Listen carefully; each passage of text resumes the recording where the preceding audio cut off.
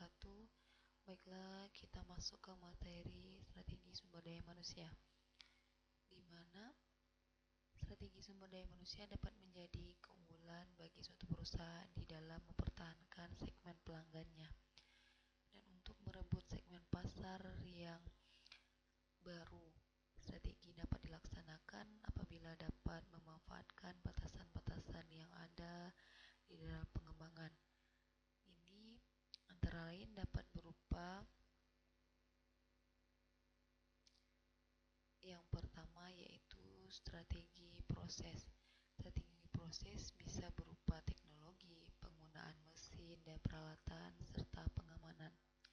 Yang kedua, perbedaan individu bisa berupa kekuatan dan kejenuhan, proses informasi dan respon.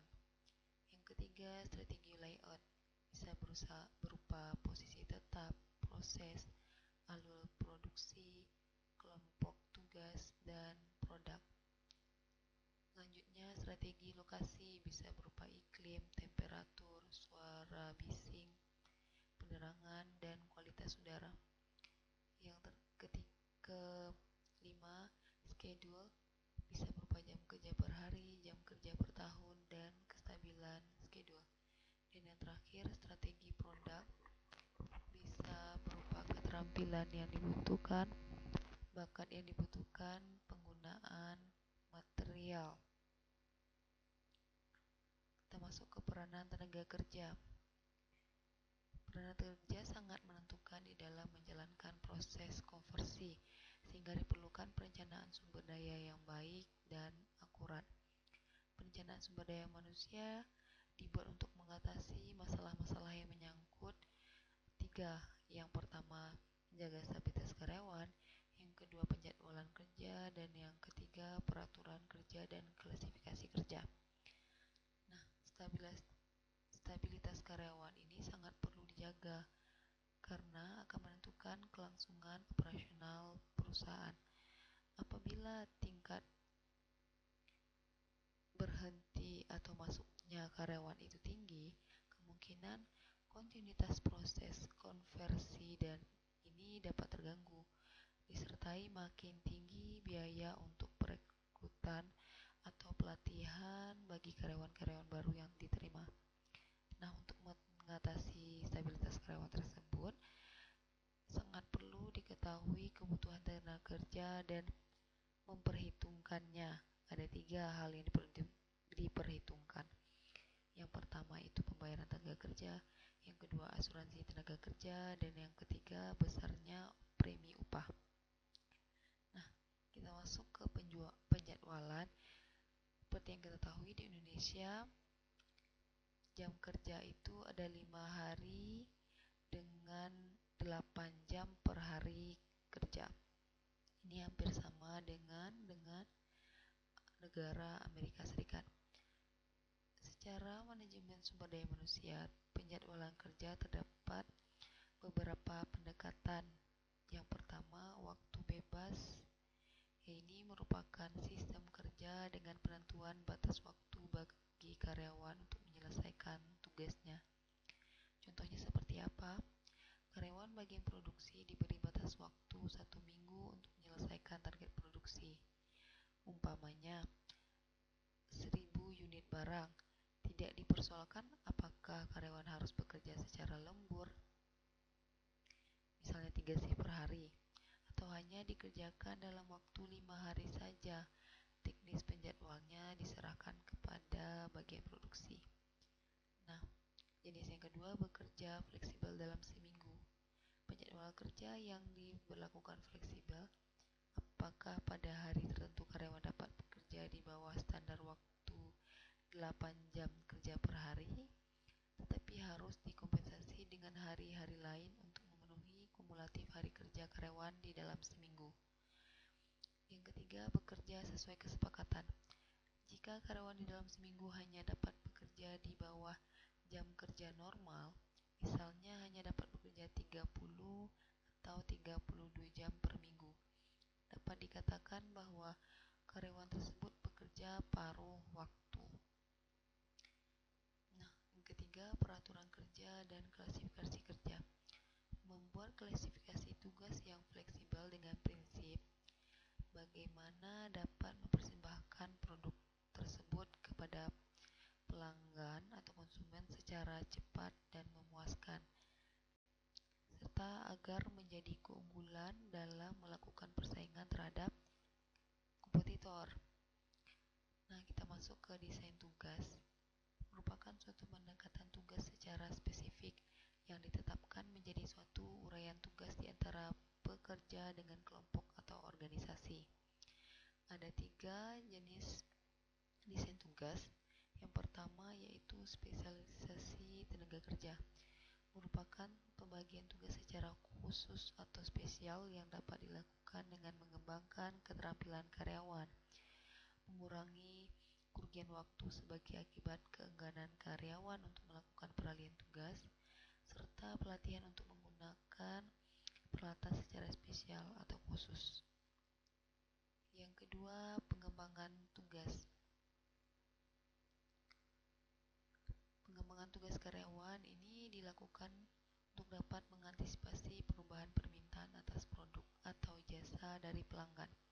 Perubahan permintaan dapat menjadi perubahan secara total atau sebagian sistem konversi, sehingga akan mengubah dan mengembangkan tugas karyawan yang ada di dalam sistem konversi. Antara lain dengan cara memperluas tugas karyawan. Ini merupakan penambahan jenis tugas yang bertujuan selain mengurangi sifat tugas yang monoton sehingga karyawan menjadi jenuh.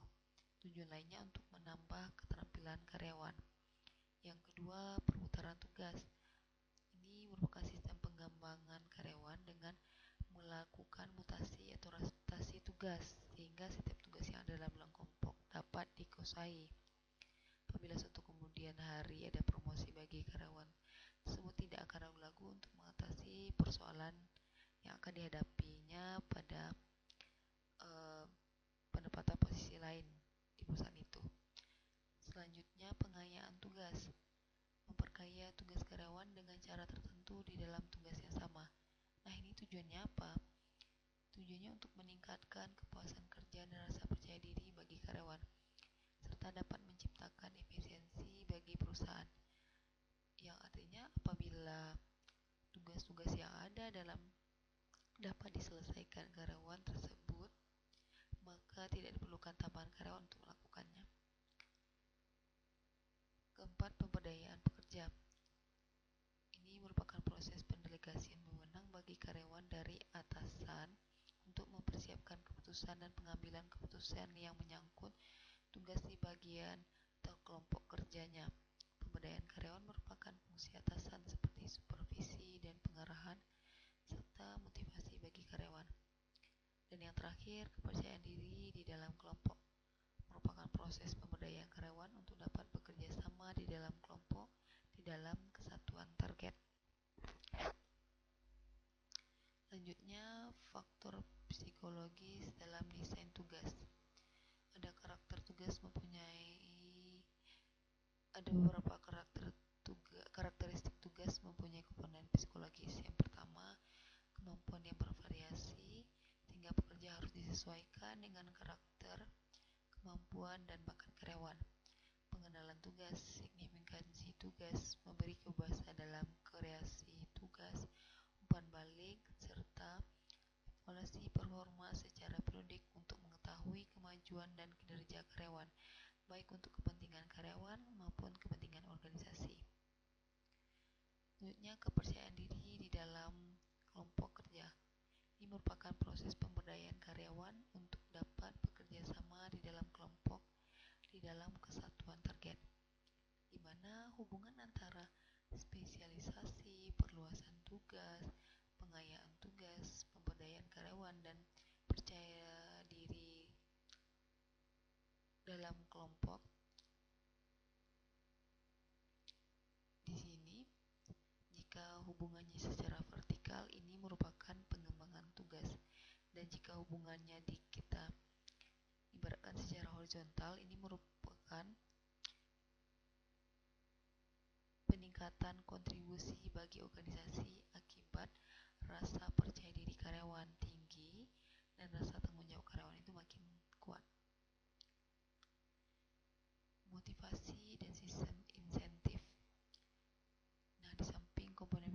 psikologis yang perlu diperhatikan. Ada juga beberapa faktor-faktor lain yang perlu diperhatikan perusahaan bagi karyawannya. Di sini ada beberapa poin, bisa berupa bonus yang diberikan oleh perusahaan kepada karyawannya, di mana bonus ini merupakan sistem imbalan uang dan biasanya diberikan secara tunai kepada karyawan, atau bisa merupakan pembagian laba, di mana yang mengatur bagian laba itu perusahaan. Nah, laba yang dibagikan kepada karyawan biasanya dikaitkan dengan pencapaian target yang telah ditetapkan organisasi. Selanjutnya, pembagian keuntungan dapat sebagai pemberian keuntungan sesudah dilakukannya laporan tahunan perusahaan. Nah, pembagian keuntungan ini bisa berupa dividen, bisa berupa capital gain. Nah, dividen ini berarti ada beberapa jenis juga. Ada dividen saham, ada dividen tunai. Berarti perusahaan membagikan kepada karyawan setelah membagikannya kepada pemegang saham. Setelah pemegang saham menerima bonusnya, karyawan juga dapat memperoleh dari kelebihan itu. Bisa seperti yang saya sebutkan tadi, bisa berupa dividen, bisa berupa capital gain. Capital gain ini laba yang ditahankan perusahaan, nah di kemudian hari atau di tahun depan bisa diperoleh lagi oleh karyawannya. Lanjut ke sistem insentif, di mana sistem ini diketahui oleh karyawan bahwa dengan peningkatan produktivitas individu maupun kelompok akan memperoleh sejumlah insentif berdasarkan sistem insentif yang ada. Dan kita masuk ke metode analisis dan studi kerja.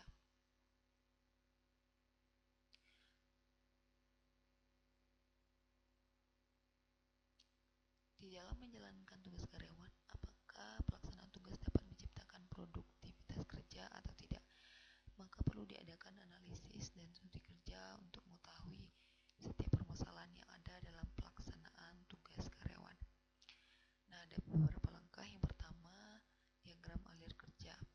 Menggunakan gambar-gambar untuk menganalisis pergerakan manusia dan bahan atau material, sehingga dapat didesain alir kerja yang paling efisien dan paling aman. Setelah itu, kartu prosedur kerja merupakan grafik yang menguraikan kegiatan dan sinkronisasinya pada setiap langkah prosedur kerja, sehingga akan dapat dianalisis setiap langkah-langkah tersebut apakah sudah dapat menghasilkan efisiensi dan kualitas. Kartu aktivitas yang berisi alur kegiatan beserta peralatan yang dipergunakan, disertai kombinasi pemakaian mesin dan peralatan dari operator atau karyawan. Terakhir, kartu operasional yang menggambarkan bagian-bagian kegiatan yang digambarkan apa yang dilakukan dengan tangan kiri dan apa yang dilakukan tangan kanan ibaratnya. Visualisasi tempat kerja. Ini merupakan langkah yang paling baik untuk melakukan monitoring karyawan di tempat kerja, sekaligus untuk menganalisis situasi di tempat kerja apakah sudah memadai atau masih perlu ditingkatkan lagi, di mana tujuannya untuk meningkatkan komunikasi antar karyawan maupun karyawan dengan atasannya. Nah, standar kerja. Kerja yang digunakan di sini bertujuan untuk mengevaluasi pelaksanaan tugas dalam pekerjaan karyawan serta pemanfaatan fasilitas operasional. Yang kedua, untuk membuat forecasting, perencanaan, dan pengawasan. Nah, kedua tujuan tenaga kerja tersebut merupakan dasar untuk membuat keputusan operasional. Di sini ada beberapa poin kegunaan standar tenaga kerja. Nah, dari kegunaan tadi bisa kita peroleh formula untuk mencari variasi efisiensi karyawan, di mana langkah awalnya biaya standar dulu dicari dengan formulanya standar kerja dikali standar upah. Setelah itu, standar perusahaan ini adalah standar waktu kerja yang ditetapkan perusahaan perusahaan tanpa observasi nyata. Jika penetapan standar perusahaan tidak benar, akan mengakibatkan kesalahan dalam penetapan biaya standar. Untuk mengetahui benar atau tidaknya penetapan standar perusahaan tersebut dan dapat dibandingkan antara biaya standar dengan biaya nyata. Biaya nyata formulanya jam kerja manusia nyata dikali dengan standar upah. Apa sih jam kerja manusia nyata? Ini adalah sejumlah jam digabungkan dengan sejumlah karyawan yang secara nyata menyelesaikan suatu pekerjaan. Perbandingan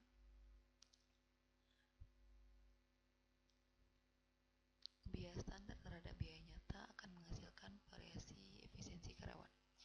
Nah, yang bisa kita ilustrasikan, suatu perusahaan membuat suatu produk baru. Standar waktu ditentukan 10 unit per jam dengan standar upahnya 40.000 per jam. Selama 3 bulan dihasilkan 800 unit produksi dengan menggunakan 90 jam manusia. Nah, hitunglah variasi efisiensi karyawan untuk mengetahui apakah standar waktu karyawan perlu diperbaiki. Nah, ada beberapa poin yang perlu diperhatikan.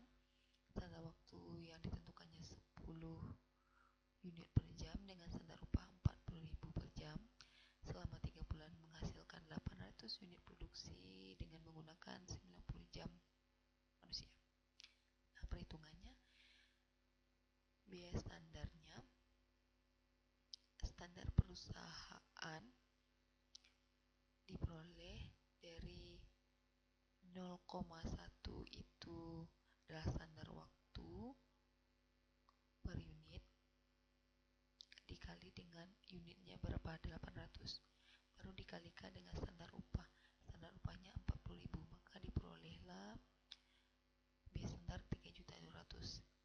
Nah, kita lanjut ke biaya nyata. Biaya nyata jam kerja manusia nyata berapa tadi? 90 jam manusia dikalikan dengan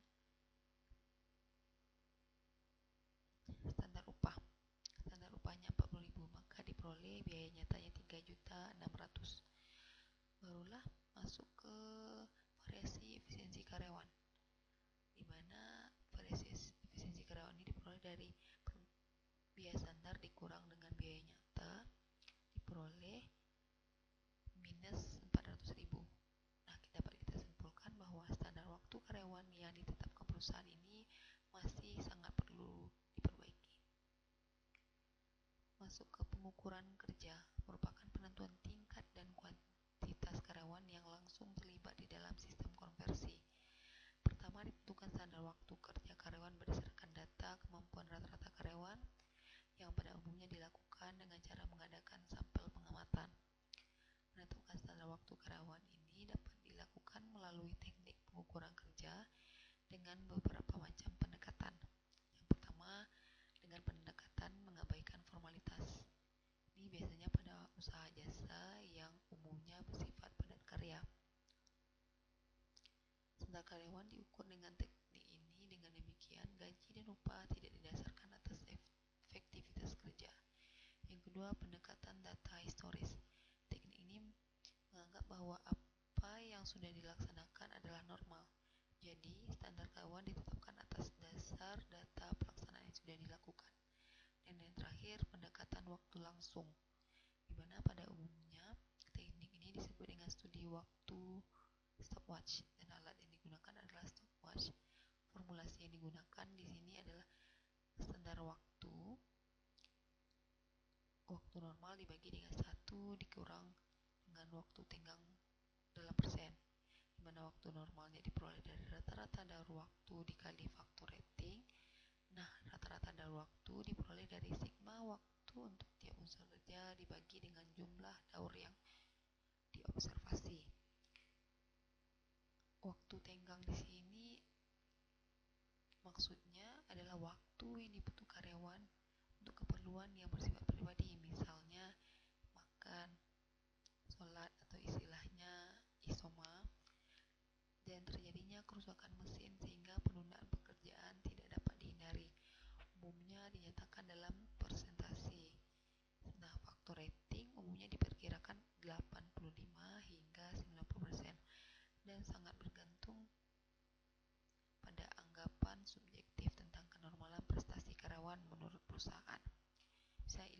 ilustrasikan, seorang manajer operasional menugaskan staf pengawas untuk melakukan analisis waktu untuk menetapkan standar waktu pembuatan suatu produk A. Proses pembuatan produk terdiri dari 4 unsur kegiatan. Hasil pengamatan staf pengawas menunjukkan bahwa daur waktu operasional tiap unsur adalah 8, 9, 7, 8 menit. Faktor rating ditetapkan oleh staf pengawas 90%, sedangkan waktu tenggangnya 15%.